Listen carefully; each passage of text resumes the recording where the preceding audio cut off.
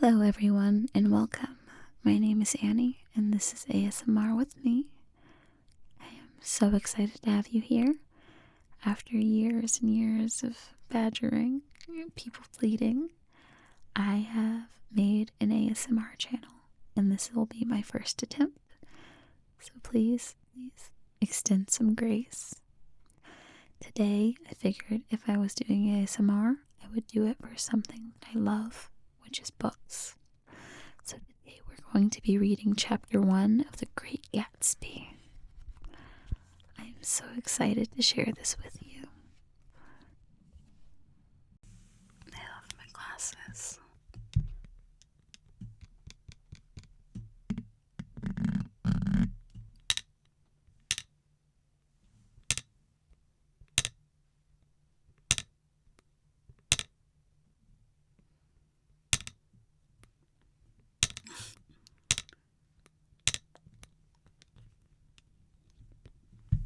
Alright, and they have this really cool bookmark that'll help us keep our place. It's the cutest little shape of a bow. And it's metal.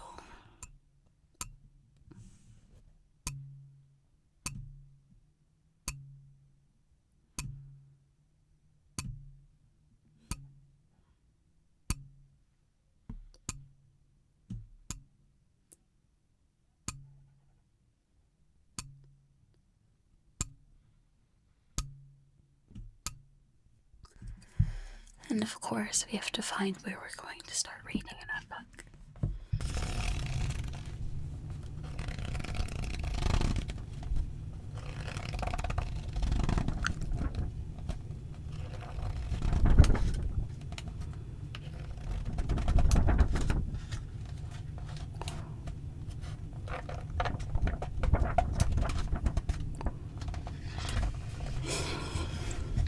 Let's flip through the pages. There's nothing like an old book.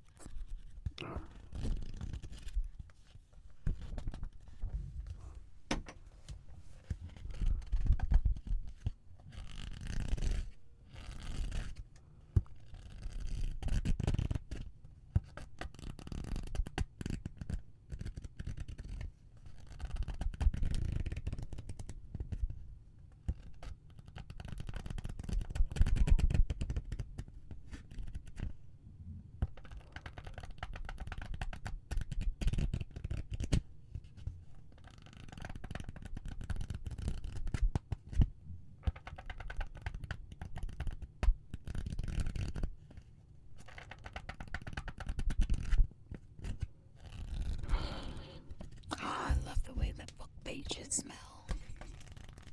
Oh.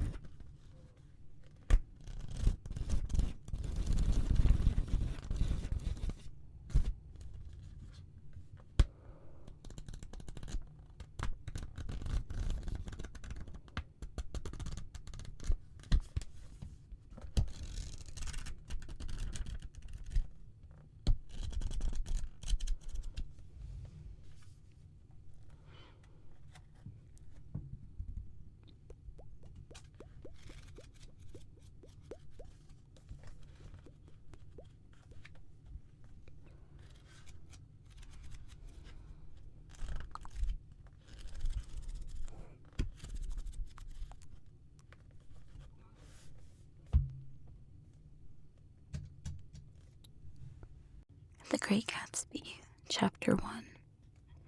In my younger and more vulnerable years, my father gave me some advice I've been turning over in my mind ever since.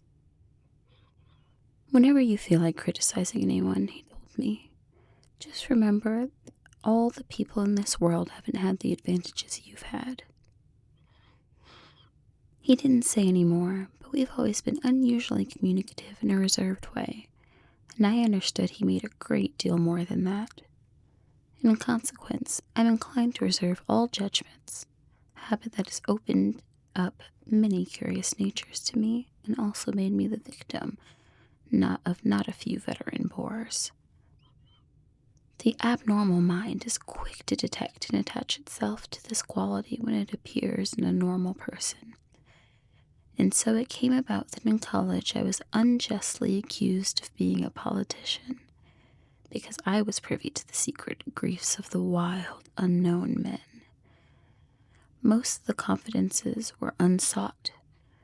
Frequently I feigned sleep, preoccupation, or a hostile levity when I realized by some unmistakable sign that an intimate revelation was quivering on the horizon. For intimate revelations of young men, or at least the terms in which they express them, are usually plagiaristic and marred by obvious suppressions. Reserving judgments is a matter of infinite hope. I am still a little afraid of missing something if I forget that, as my father snobbishly suggested, and as I snobbishly repeat, a sense of the fundamental decencies is parceled out unequally at birth. And after boasting this way of my tolerance, I come to the admission that it has a limit.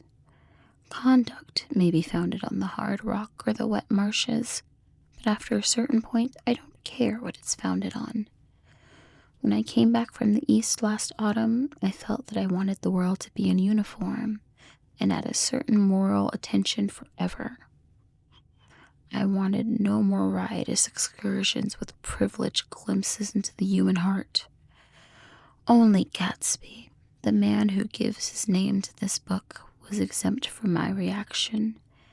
Gatsby, who represented everything for which I have an unaffected scorn.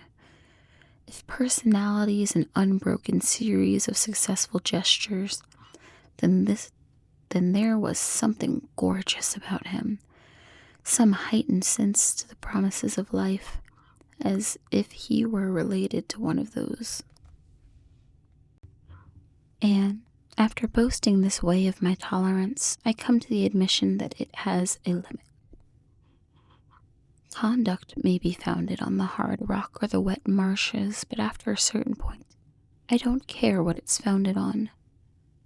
When I came back from the East last autumn, I felt that I wanted the world to be in uniform and at a sort of moral attention forever.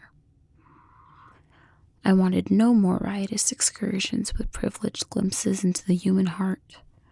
Only Gatsby, the man who gives his name to this book, was exempt from my reaction.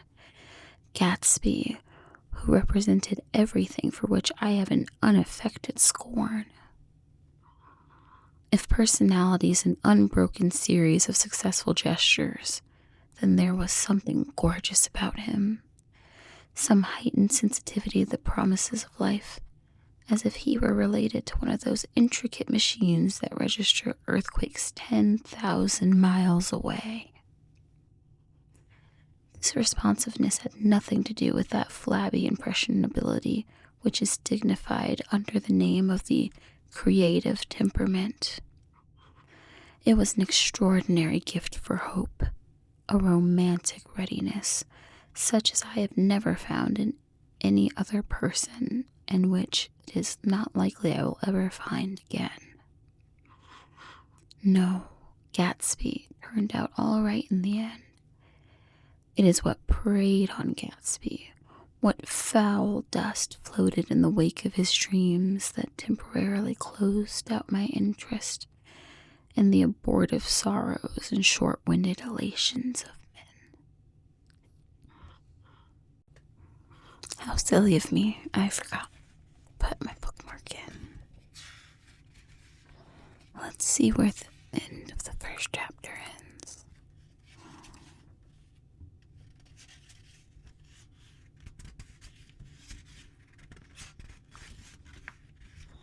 Almost there.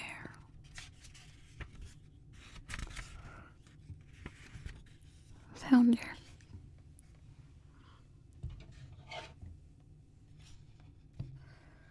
Alright, let's stick her at the beginning of chapter 2. There we go. Now we know exactly where we're reading until. My family have been prominent, well-to-do people in this middle western city for 3 generations. The Carraways are something of a clan, and we have a tradition that we are descended from the Dukes of Buccleuch. But the actual founder of my line was my grandfather's brother, who came here in 51, sent a substitute to the Civil War, and started the wholesale hardware business that my father carries on today. I never saw this great uncle, but I'm supposed to look like him, with a special reference to the rather hard-boiled painting that hangs in Father's office. I graduated from New Haven in 1915, just a quarter of a century after my father, and a little later I participated in the delayed Teutonic migration known as the Great War. I enjoyed the counter raids so thoroughly that I came back restless. Instead of being the warm center of the world, the Middle West now seemed like the ragged edge of the universe. So I decided to go east and learn the bond business. Everybody I knew was in the bond business, so I supposed it could support one more single man. All my aunts and uncles talked it over as if they were choosing a prep school for me and finally said, "Why, yes," with very grave, hesitant faces. Father agreed to finance me for a year, and after various delays I came east, permanently I thought, in the spring of 22. The practical thing was to find rooms in the city, but it was warm season and I had just left a country of wide lawns and friendly trees. So when a young man at the office suggested that we take a house together in the commuting town, it sounded like a great idea. He found the house, a weather-beaten cardboard bungalow at $80 a month. But at the last minute the firm ordered him to Washington, and I went out to the country alone. I had a dog. At least I had him for a few days until he ran away. And an old Dodge and a Finnish woman who made my bed and cooked breakfast and muttered Finnish wisdom to herself over the electric stove. It was lonely for a day or so until one morning some man, more recently arrived than I, stopped me in the road. "How do you get to West Village?" he asked helplessly. I told him, and as I walked on, I was lonely no longer. I was a guide, a pathfinder, an original settler. He had casually conferred on me the freedom of the neighborhood. And so with that sunshine and the great bursts of leaves growing on the trees, just as things grow in fast movies, I had that familiar conviction that life was beginning again with the summer. There was so much to read, for one thing, and so much fine health to be pulled down out of the young, breath-giving air. I bought a dozen volumes on banking and credit and investment securities, and they stood on my shelf in red and gold like new money from the mint, promising to unfold the shining secrets that only Midas and Morgan and Machinus knew. And I had the high intention of reading many other books besides. I was rather literary in college. One year I wrote a series of very solemn and obvious editorials for Yale News. And now I was going to bring back all the things into my life and become again the most limited of all specialists, the well-rounded man. This isn't just an epigram. Life is so much more successfully looked at from a single window after all.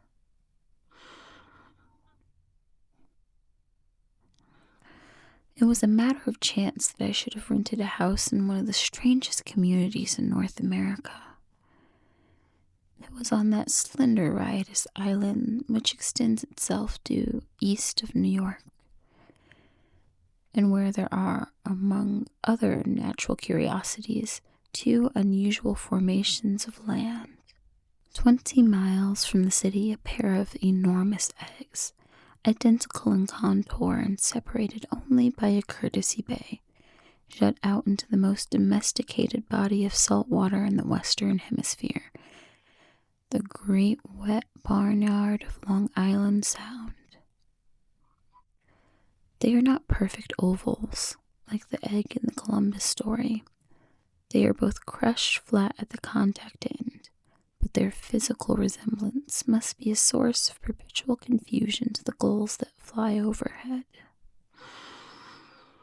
To the wingless, a more arresting phenomenon is their dissimilarity in every particular except shape and size.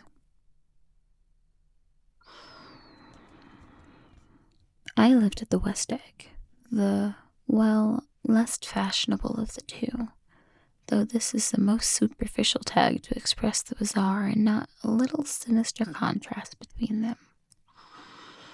My house was at the very tip of the egg, only 50 yards from the Sound, and squeezed between two huge places that rented for $12,000 or $15,000 a season. The one on my right was a colossal affair by any standard. It was a factual imitation of some Hotel de Ville in Normandy, with the tower on one side, spanking new under a thin beard of raw ivy and marble swimming pool and more than 40 acres of lawn and garden. It was Gatsby's mansion. Or rather, I didn't know Mr. Gatsby. It was a mansion inhabited by a gentleman of that name. My own house was an eyesore, but it was a small eyesore. It had been overlooked, so I had a view of the water, a partial view of my neighbor's lawn, and the consoling proximity of millionaires, all for $80 a month. Across the Courtesy Bay, the white palaces of fashionable East Egg glittered along the water, and with the history of the summer really begins on the evening I drove over there to have dinner with the Tom Buchanans. Daisy was my second cousin once removed, and I'd known Tom in college, and just after the war I spent 2 days with them in Chicago. Across the Courtesy Bay, the white palaces of fashionable East Egg glittered along the water, and the history of summer really begins on the evening I drove over there to have dinner with the Tom Buchanans. Her husband, among various physical accomplishments, had been one of the most powerful ends that ever played football at New Haven.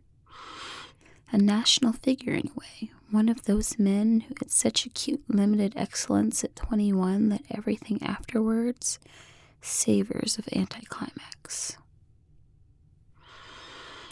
His family were enormously wealthy. Even in college, his freedom with money was a matter for reproach. But now he'd left Chicago and come east in a fashion that rather took your breath away. For instance, he brought down a string of polo ponies from Lake Forest. It was hard to realize that a man in my generation was wealthy enough to do that. Why they came east, I don't know. They had spent a year in France for no particular reason and then drifted here and there unrestfully wherever people played polo and were rich together. This was a permanent move, said Daisy over the telephone, but I didn't believe it. I had no sight into Daisy's heart, but I felt that Tom would drift on forever, seeking, a little wistfully, for the dramatic turbulence of some irrecoverable football game. And so it happened that on a warm, windy evening I drove over to East Egg to see two friends whom I scarcely knew at all. Their house was even more elaborate than I expected. A cheerful red and white Georgian colonial mansion overlooking the bay. The lawn started at the beach and ran toward the front door for 1/4 of a mile, jumping over sundials and brick walls and burning gardens. Finally, when it reached the house, drifting up the side in bright vines as though from the momentum of its run. The front was broken by a line of French windows, glowing now with reflected gold and wide open to the warm, windy afternoon, and Tom Buchanan in riding clothes was sitting with his legs apart on the front porch.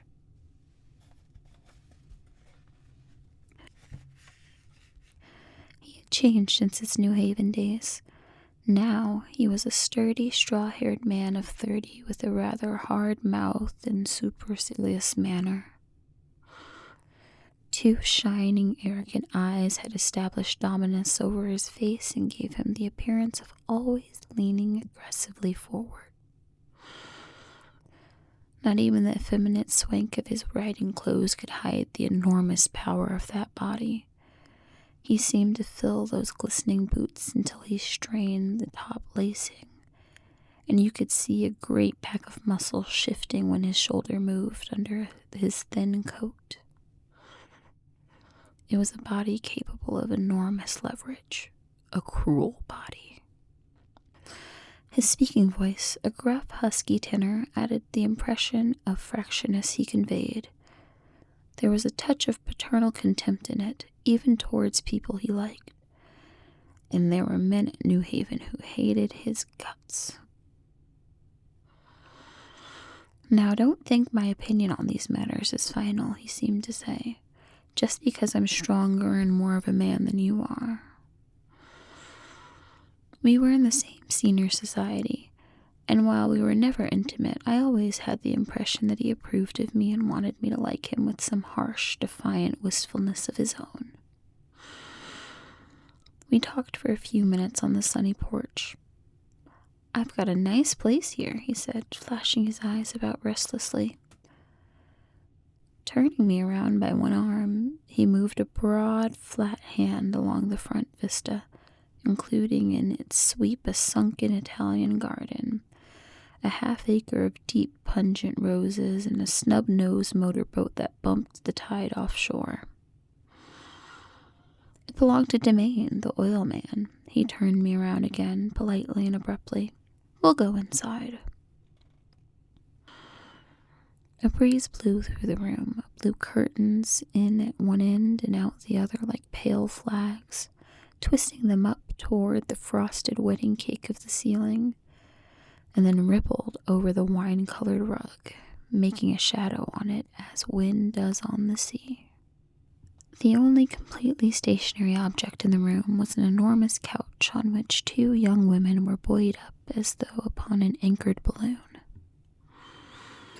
They were both in white, and their dresses were rippling and fluttering as if they had just been blown back in after a short flight around the house. I must have stood for a few moments listening to the whip and snap of the curtains and the groan of a picture on the wall.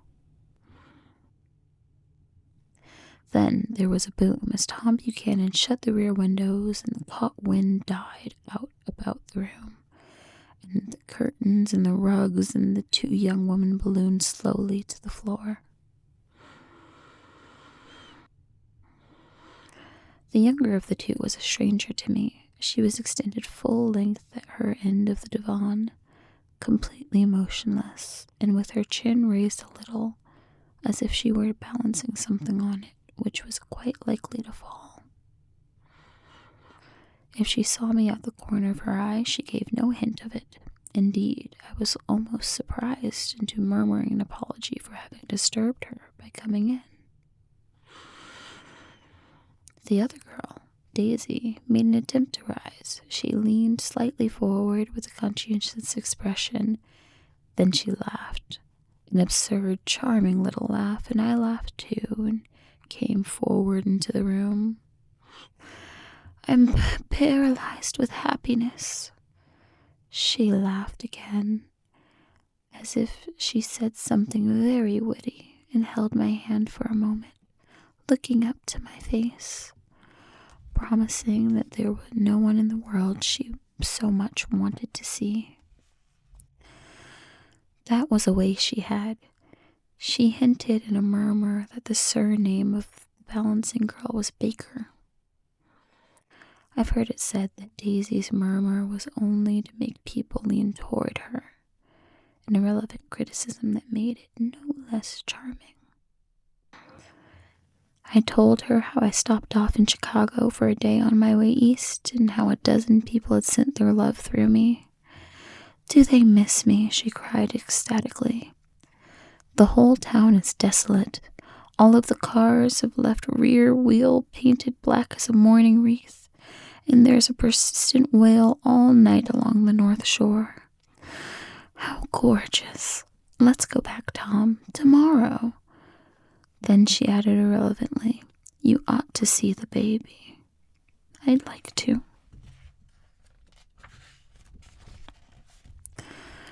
"She's asleep. She's 3 years old. Haven't you ever seen her?" "Never." "Well, you ought to see her. She's—" Tom Buchanan, who had been hovering restlessly about the room, stopped and rested his hand on my shoulder. At any rate, Miss Baker's lips fluttered. She nodded at me almost imperceptibly, and then quickly tipped her head back again. The object she was balancing had some obviously tottered a little bit.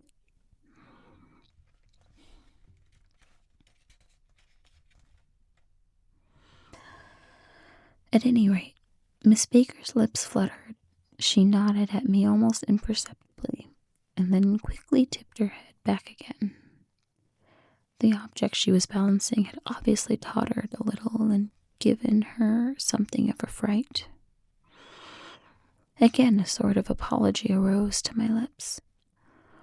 Almost any exhibition of complete self-sufficiency draws a stunned tribute from me. I looked back at my cousin, who began to ask me questions in her low, thrilling voice. It was the kind of voice that the ear follows up and down, as if each speech is an arrangement of notes that will never be played again.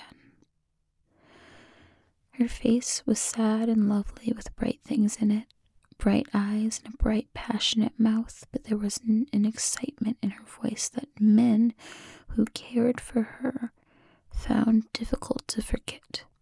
A singing compulsion, a whispered "listen,"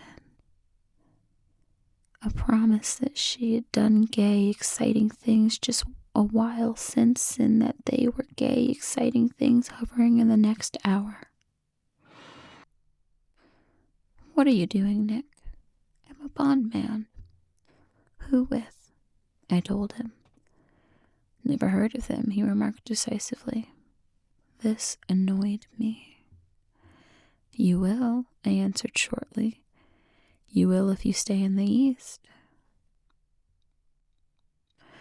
"Oh, I'll stay in the East, don't you worry," he said, glancing at Daisy, then back at me as if he were alert for something more. "I'd be a goddamn fool to live anywhere else." At this point, Miss Baker said, "Absolutely," with such suddenness that I started. It was the first word she had uttered since I had come into the room. Evidently it surprised her as much as it did me, for she yawned and with a series of rapid, deft movements stood up into the room. "I'm stiff," she complains. "I've been lying on that sofa for as long as I can remember." "Don't look at me," Daisy retorted. "I've been trying to get you to New York all afternoon." "No thanks," said Miss Baker to the 4 cocktails just in from the pantry. "I'm absolutely in training." Her host looked her down incredulously. "You are?" He took down his drink as if there was a drop in the bottom of the glass. "How you ever get anything done is beyond me."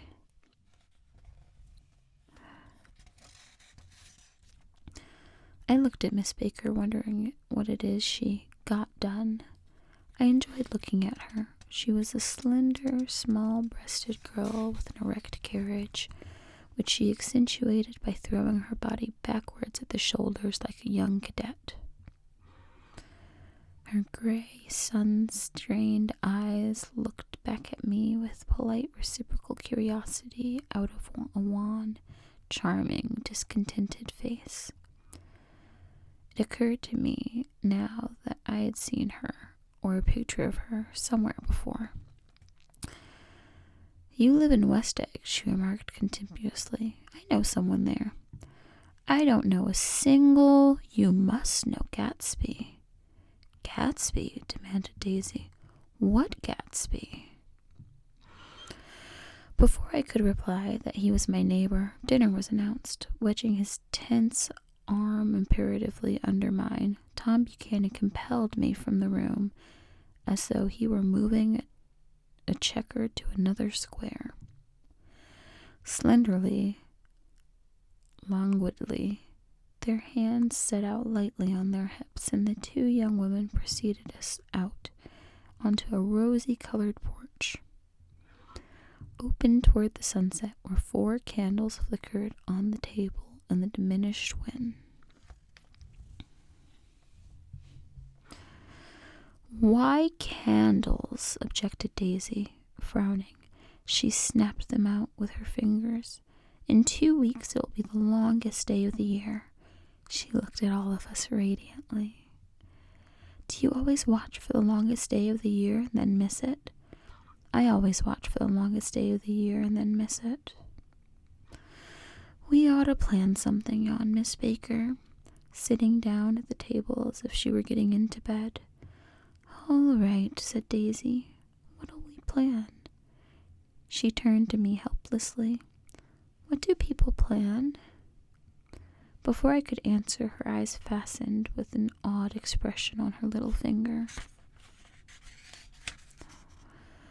"Look," she complained. "I heard it." We all looked. The knuckle was black and blue. "You did it, Tom," she said accusingly. "I know you didn't mean to, but you did do it. That's what I get for marrying a brute of a man, a great, big, hulking, physical specimen of a—" "I hate the word hulking," objected Tom crossly, "even in kidding." "Hulking," insisted Daisy. Sometimes she and Miss Baker talked at once, unobtrusively and with a bantering inconsequence that was never quite chatter, that was as cool as their white dresses and their impersonal eyes in the absence of all desire. They were here, and they accepted Tom and me, making only a polite, pleasant effort to entertain or to be entertained. They knew that presently dinner would be over, and a little later the evening too would be over and casually put away. It was sharply different from the West, where an evening was hurried from phase to phase towards its close in a continually disappointed anticipation, or else in sheer nervous dread of the moment itself.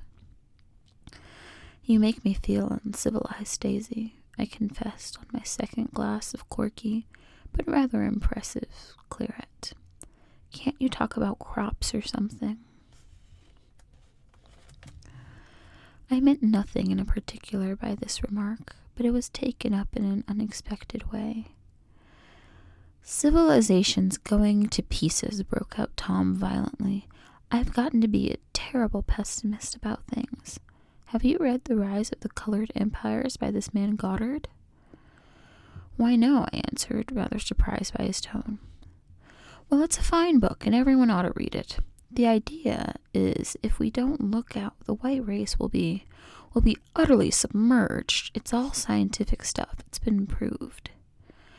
"Tom's getting very profound," said Daisy with an expression of unthoughtful sadness. "He reads deep books with long words in them. What was that word we—" "Well, these books were all scientific," insisted Tom, glancing at her impatiently. "This fellow has worked out the whole thing. It's up to us, who are the dominant race, to watch out, or these other races will have control of things." "We've got to beat them down," whispered Daisy, winking ferociously to the fervent sun. "You ought to live in California," began Miss Baker, but Tom interrupted her by shifting heavily in his chair. "This idea is that we're Nordics. I am, and you are, and after an infinitesimal hesitation, he included Daisy with a small nod, and she winked at me again. And we've produced all the things that make civilization, science and art and all that. Do you see? There was something pathetic in his concentration, as if his complacency, more acute than of old, was not enough to him anymore. When, almost immediately, the telephone rang inside and the butler left the porch, Daisy seized upon the momentary interruption and leaned toward me. "I'll tell you a family secret," she whispered enthusiastically. "It's about the butler's nose. Do you want to hear about the butler's nose?" "That's why I came over tonight." "Well, he wasn't always a butler. He used to be in the silver polisher for some people in New York that is silver service for 200 people. He had to polish it from morning till night until finally it began to affect his nose. Things went from bad to worse," suggested Miss Baker. "Yes, things went from bad to worse, until finally he had to give up his position." For a moment the last sunshine fell with romantic affection upon her glowing face. Her voice compelled me forward breathlessly as I listened. Then the glow faded, each light deserting her with a lingering regret, like children leaving a pleasant street at dusk.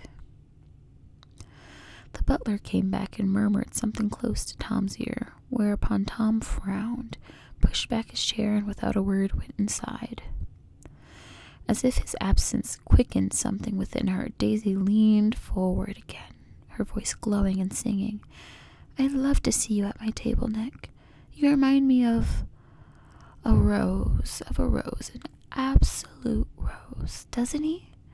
She turned to Miss Baker for confirmation. "An absolute rose." This was untrue. I'm not even faintly like a rose. She was only extemporizing, but a stirring warmth flowed from her, as if her heart was trying to come out to you, concealed in one of those breathless, thrilling words.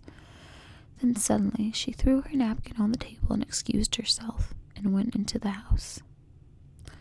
Miss Baker and I exchanged a short glance that consciously devoid of meaning. I was about to speak when she sat up alertly and said, "Shh, shh, shh," and said "shh" in a warning tone. A subdued, impassioned murmur was audible in the room beyond, and Miss Baker leaned forward, unashamed, trying to hear. The murmur trembled on the verge of coherence, sank down, mounted excitedly, then ceased altogether. "This Mr. Gatsby you spoke of is my neighbor," I said. "Don't talk. I want to hear what happens." "Is something happening?" I inquired innocently. "You mean to say you don't know?" said Miss Baker, honestly surprised. "I thought everyone knew." "I don't. Why," she said hesitantly, "Tom's got some woman in New York." "Got some woman?" I repeated blankly. Miss Baker nodded. "She might have the decency not to telephone him at dinner time, don't you think?" Almost before I had grasped her meaning, there was the flutter of a dress and the crunch of leather boots, and Tom and Daisy were back at the table. "It couldn't be helped," cried Daisy with tense gaiety. She sat down, glanced searchingly at Miss Baker, then at me, and continued. "I looked outdoors for a minute, and it's very romantic outdoors. There's a bird on the lawn that I think must be a nightingale come over on the canard or white star line. He's singing away." Her voice sang. "It's very romantic, isn't it, Tom?" "Very romantic," he said, and then miserably to me, "If it's light enough for dinner, I want to take you down to the stables." The telephone rang and sighed startlingly, and as Daisy shook her head decisively at Tom for the subject of the stables, in fact all subjects vanished into air. Among the broken fragments of the last 5 minutes at the table, I remember the candles being lit again, pointlessly. and I was conscious of wanting to look squarely at everyone and yet to avoid all eyes. Guess what Daisy and Tom were thinking, but I doubt if even Miss Baker, who seemed to have mastered a certain hardy skepticism, was able utterly to put this fifth guest's shrill, metallic urgency out of mind. To a certain temperament, the situation might have seemed intriguing. My own instinct was to telephone immediately for the police. The horses, needless to say, were not mentioned again. Tom and Miss Baker, with several feet of twilight between them, strolled back to the library as if to a vigil beside a perfectly tangible body, while, trying to look pleasantly interested and a little deaf, I followed Daisy around a chain of connecting verandas to the porch in the front. In its deep gloom, we sat down side by side on a wicker settee. Daisy took her face in her hands as if feeling its lovely shape, and her eyes gradually out into the velvet dusk. I saw that turbulent emotions possessed her, so I asked what I thought would be some sedative question about her little girl. "We don't know each other very well, Nick," she said suddenly. "Even if we are cousins, you didn't come to my wedding." "I wasn't back from the war." "That's true," she hesitated. "Well, I've had a very bad time, Nick, and I'm pretty cynical about everything." Evidently, she had a reason to be. I waited, but she didn't say any more, and after a moment I returned rather feebly to the subject of her daughter. "I suppose she talks and eats and everything?" "Oh, yes," she looked upon me absently. "Listen, Nick, let me tell you what I said when she was born. Would you like to hear?" "Very much." "It'll show you how much I've gotten to feel about things. Well, she was less than an hour old, and Tom was God knows where. I woke up out of the ether with an utterly abandoned feeling, and asked the nurse right away if she was a boy or a girl.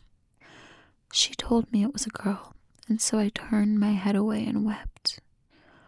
'All right,' I said. 'I'm glad it's a girl, and I hope she'll be a fool.'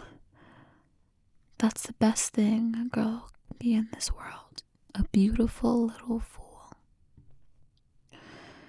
You see, I think everything's terrible anyhow," she went on in a convinced way. "Everyone thinks so. The most advanced people, and I know.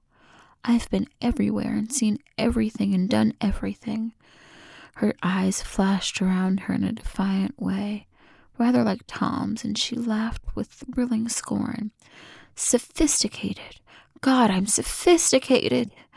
The instant her voice broke off, ceasing to compel my attention, my belief, I felt the basic insincerity of what she had said.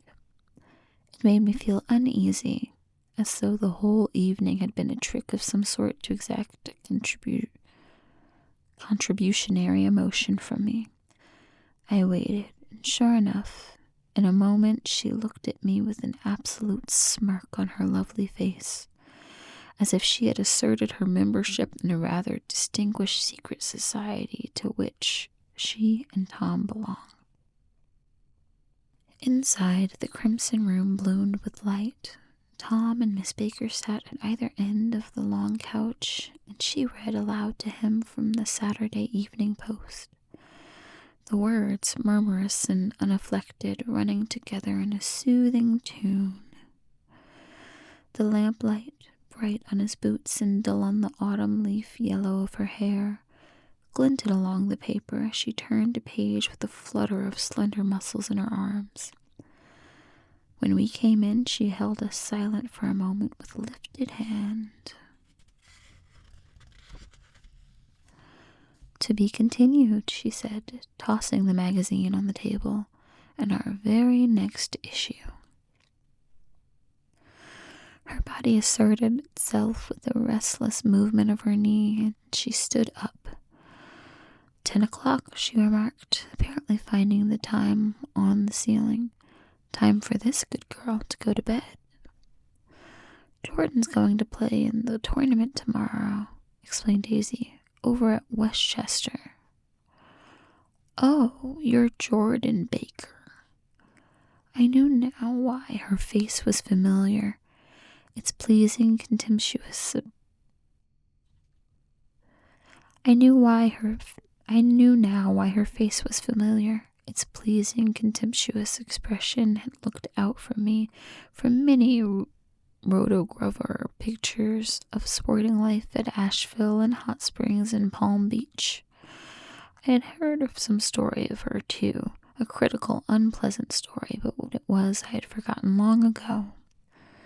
Good night, she said softly. Wake me up at 8, won't you? If you'll get up. Of course I will. Good night, Mr. Carraway. See you anon. Of course you will, confirmed Daisy. In fact, I think I'll arrange a marriage. Come over then.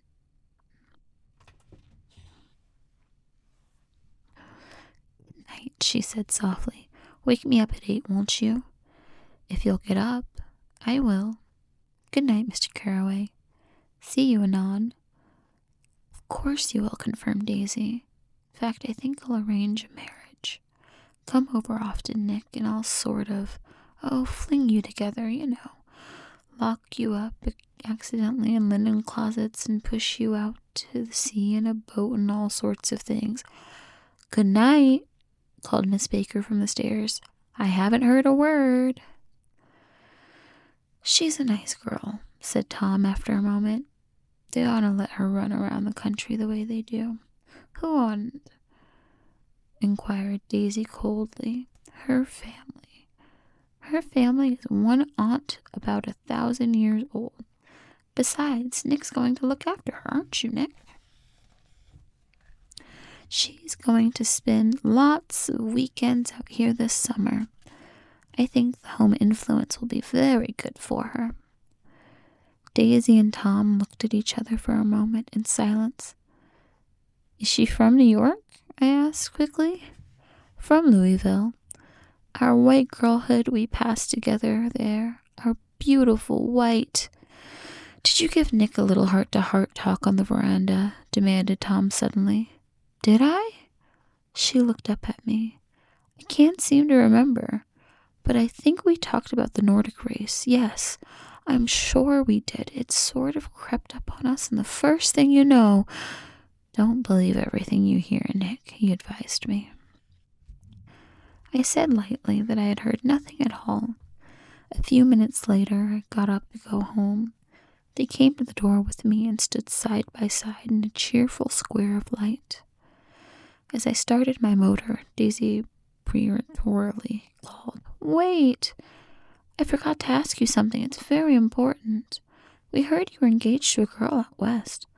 That's right, corroborated Tom kindly. We heard you were engaged. It's a libel. I'm too poor.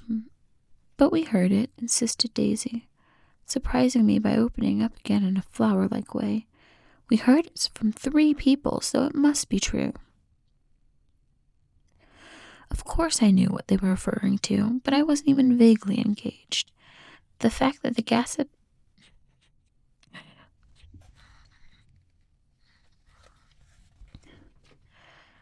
Of course I knew what they were referring to, but I wasn't even vaguely engaged. The fact that gossip had published the bonds was one of the reasons I had come east. You can't stop going with an old friend on account of rumors, and on the other hand, I have no intention of being rumored into marriage.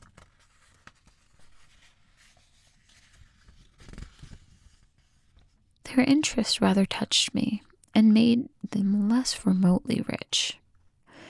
Nevertheless, I was confused and a little disgusted as I drove away.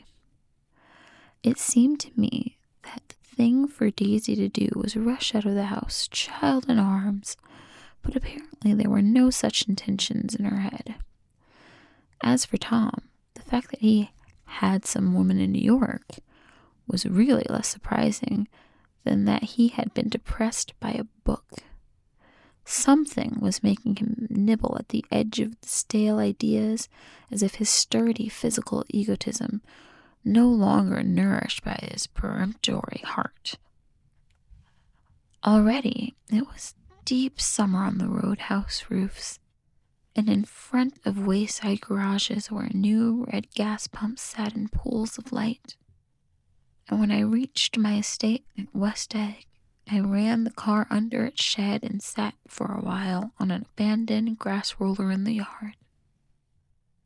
The wind had blown off, leaving a loud, bright night, with wings beating on the trees and a persistent organ sound as the full bellows of the earth blew, the frogs full of life. The silhouette of a moving cat wavered across the moonlight, and turning my head to watch it, I saw that I was not alone. 50 feet away, a figure had emerged from the shadows of my neighbor's mansion and was standing with his hands in his pockets, regarding the silver pepper of the stars. Something in his leisurely movements and the secure position of his feet upon the lawn suggested that it was Mr. Gatsby himself, come out to determine what share was his of our local heavens. I decided to call to him. Miss Baker had mentioned him at dinner, and that would do for an introduction, but I didn't call to him, for he had given sudden intimation that he was content to be alone.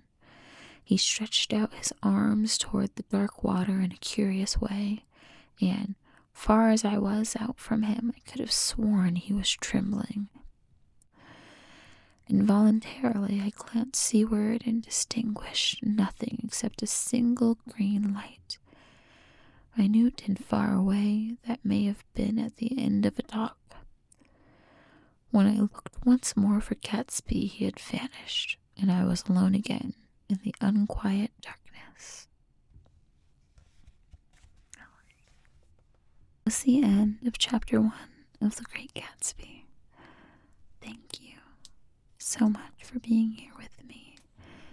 And if you are still awake, feel free to leave any comments or tips that you may have for me, as this was my first video for ASMR.